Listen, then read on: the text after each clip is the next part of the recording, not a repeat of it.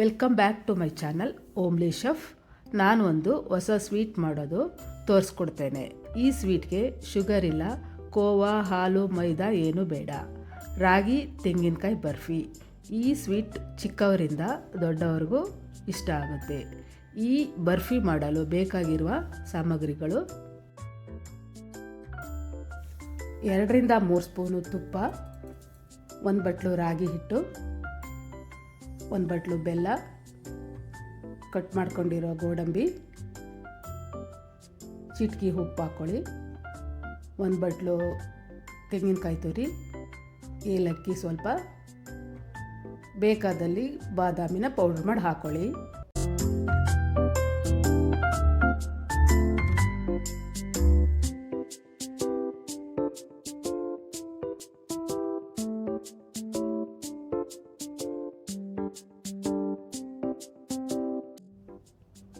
ಒಂದು ಪ್ಯಾನ್ಗೆ 2 ರಿಂದ 3 ಸ್ಪೂನು ತುಪ್ಪ ಹಾಕ್ಕೊಳ್ಳಿ.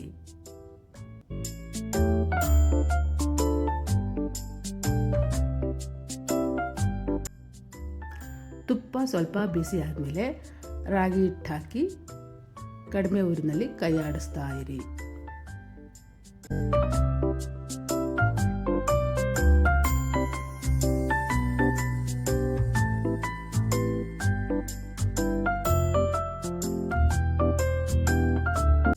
ಈಗ ನೋಡಿ, ಇಲ್ಲಿ ರಾಗಿ ಹಿಟ್ಟು ಹಾಕೊಂಡ ತಕ್ಷಣವೇ ಗಂಟು ಆಗ್ಬಿಡ್ತು ಅಂತ ಅನಿಸುತ್ತೆ. ಟೆನ್ಷನ್ ಏನು ಬೇಡ, ಸ್ವಲ್ಪ ಹೊತ್ತು ಅಷ್ಟೇ ಉರಿತಾ ಗಂಟೆಲ್ಲ ಹೊರಟೋಗುತ್ತೆ. ಬರ್ಫಿ ಹಾಳಾಯಿತು ಅಂತ ಹೆದರ್ಕೊಳ್ಳೋದೇನು ಬೇಡ. 7 ರಿಂದ 8 ನಿಮಿಷ ಕಮ್ಮಿ ಉರಿಲಿ ಕೈ ಆಡಿಸ್ಕೊತಾನೆ ಇರಿ. ನಿಮಗೆ ಸ್ಮೆಲ್ಲು ಗೊತ್ತಾಗುತ್ತೆ, ಹಿಟ್ಟು ಹುರಿದಿದೆಯೋ ಇಲ್ವೋ ಅಂತ. ಹಂಗೂ ನಿಮಗೆ ಗೊತ್ತಾಗಿಲ್ಲ ಅಂದರೆ ಚೂರು ಬಾಯಿಗೆ ಹಾಕ್ಕೊಂಡು ನೋಡಿ, ಹಸಿ ಟೇಸ್ಟು ಹೋಗಿರೋದು ಗೊತ್ತಾಗುತ್ತೆ. ಒಂದು ಪ್ಲೇಟಿಗೆ ಸುರ್ಕೊಂಡು ತಣ್ಣಗಾಗಕ್ಕೆ ಬಿಡಿ.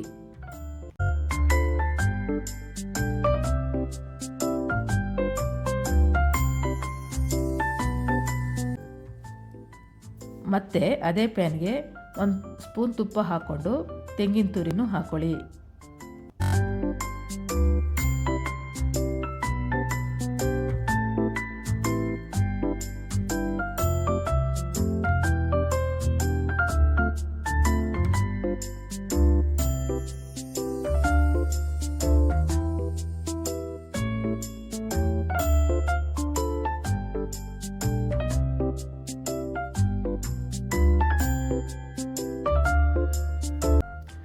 ಎರಡರಿಂದ 3 ನಿಮಿಷ ಕಡಿಮೆ ಹುರಿಲಿ ಕೈ ಆಡಿಸ್ಕೊತ ಹುರ್ಕೊಳ್ಳಿ.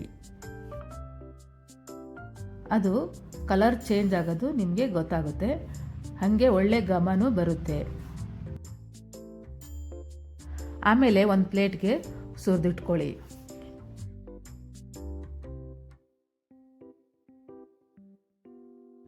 ಮತ್ತು ಅದೇ ಪ್ಯಾನ್ಗೆ 1/4 ಲೋಟ ನೀರು ಹಾಕ್ಕೊಂಡು ಬೆಲ್ಲ ಹಾಕ್ಕೊಳ್ಳಿ. ಬೆಲ್ಲ ಏನು ಪಾಕ ಬರೋದೇನು ಬೇಡ.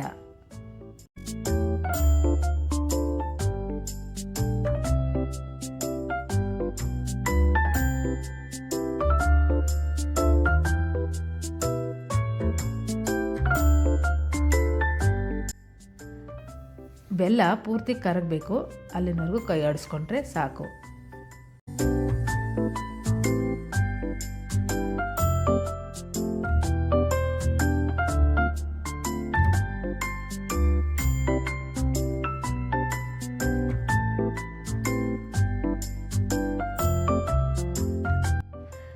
ಬೆಲ್ಲದ ನೀರಲ್ಲಿ ಏನಾದರೂ ಕಸ ಇರುತ್ತೆ, ಒಂದು ಪಾತ್ರೆಗೆ ಸೋಸ್ಕೊಳ್ಳಿ.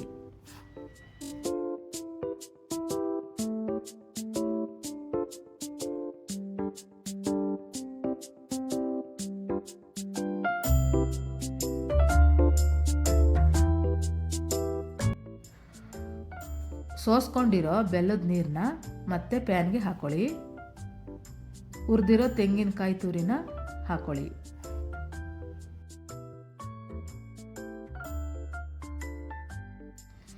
ಈಗ ಇಲ್ಲಿ ನೀವು ಕೈ ಆಡಿಸ್ಕೊತಾನೆ ಇರಬೇಕು.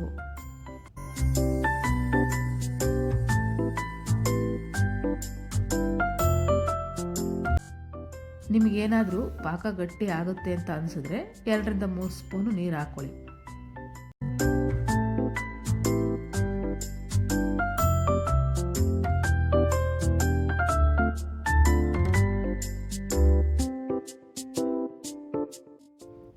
ಈಗ ನೀವು ಹುರಿದಿರೋ ರಾಗಿ ಹಿಟ್ಟನ್ನು ಹಾಕ್ಕೊಳ್ಳಿ. ಇದು ಗಂಟು ಬರಬಾರ್ದು, ಕೈ ಆಡಿಸ್ಕೊತಾನೇ ಇರಿ. ಎಲ್ಲ ರಾಗಿ ಹಿಟ್ಟನ್ನು ಹಾಕೋಕ್ಕೆ ಹೋಗಬೇಡಿ, ನೋಡಿಕೊಂಡು ಹಾಕ್ಕೊಳ್ಳಿ. ಸ್ವಲ್ಪ ತೆಳ್ಳಗಾಯ್ತು ಅಂತ ಅನಿಸಿದ್ರೆ ಮಾತ್ರ ಎಲ್ಲದನ್ನೂ ಹಾಕ್ಕೊಳ್ಳಿ.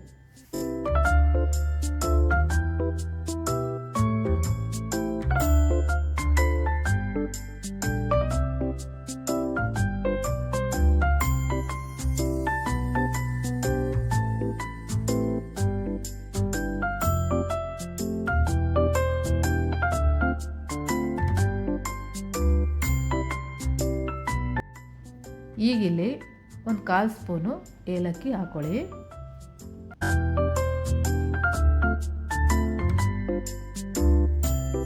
ಹಾಗೇನೆ ಒಂದು ಚಿಟಿಕೆ ಉಪ್ಪು ಹಾಕ್ಕೊಂಡು ಕೈ ಆಡಿಸ್ಕೊತಾನೆ ಇರಿ.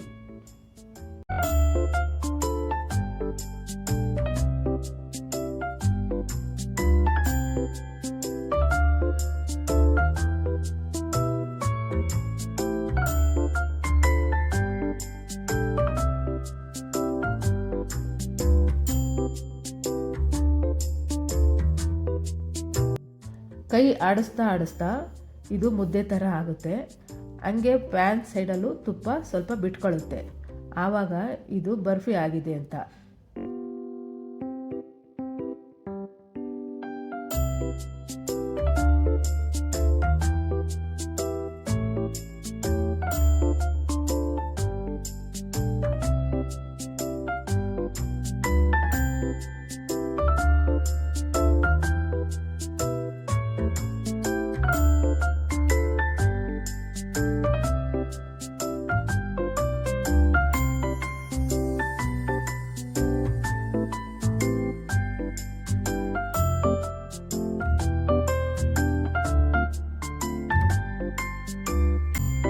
ಒಂದು ಪ್ಲೇಟ್ಗೆ ತುಪ್ಪನ ಬಳ್ದಿಟ್ಕೊಳ್ಳಿ. ಅದಕ್ಕೆ ಆಗಿರೋ ಬರ್ಫಿನ ಸುರ್ಕೊಳ್ಳಿ. ಅದನ್ನು ನೀಟಾಗಿ ಸ್ಪೂನ್ನಲ್ಲಿ ಸ್ಪ್ರೆಡ್ ಮಾಡ್ಕೊಳ್ಳಿ.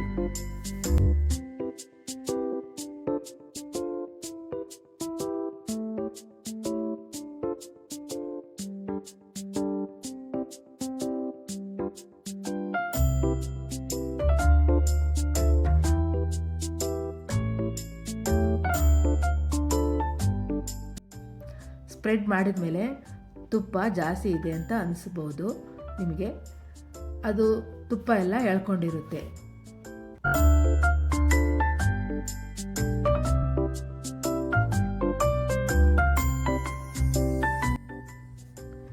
ಕಟ್ ಮಾಡಿ ಇಟ್ಕೊಂಡಿರೋ ಗೋಡಂಬಿನ ಸ್ಪ್ರೆಡ್ ಮಾಡ್ಕೊಳ್ಳಿ.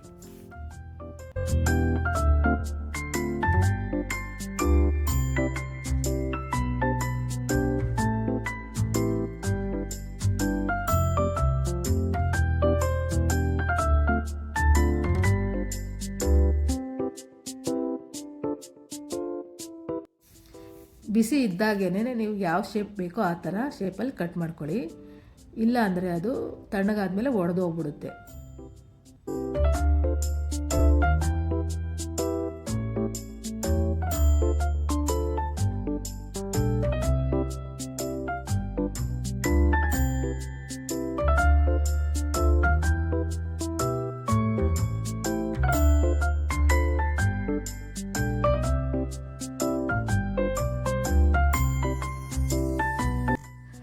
ನೋಡಿ, ಇಲ್ಲಿ ಬರ್ಫಿ ತುಂಬ ಚೆನ್ನಾಗಿ ಬಂದಿದೆ. ಎಷ್ಟು ಸ್ಮೂತ್ ಆಗಿದೆ ಅಂದರೆ ಮುರಿದಿದ ತಕ್ಷಣವೇ ಮುರ್ಕೊಳ್ತಾ ಇದೆ. ಯಾವ ಶೇಪಲ್ಲಿ ಕಟ್ ಮಾಡಿದ್ದೀವೋ ಅದೇ ಶೇಪಲ್ಲಿ ಮುರ್ಕೊಳ್ತಿದೆ.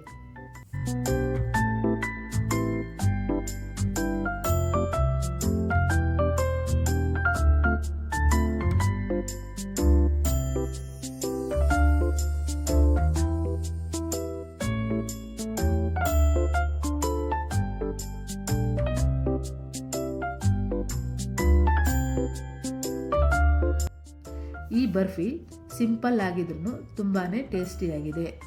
ಇದನ್ನು ನೀವು ಟ್ರೈ ಮಾಡಿ ನೋಡಿ. ನಿಮಗೆ ಇಷ್ಟ ಆದರೆ ಕಮೆಂಟ್ನಲ್ಲಿ ಹೇಳಿ, ಹಂಗೇನೆ ಲೈಕ್ ಸಹ ಮಾಡಿ. ಇನ್ನೂ ಹೊಸ ರೆಸಿಪಿಗಳಿಗೆ ನಮ್ಮ ಚಾನಲ್ನ ಸಬ್ಸ್ಕ್ರೈಬ್ ಮಾಡ್ಕೊಳ್ಳಿ. Thank you.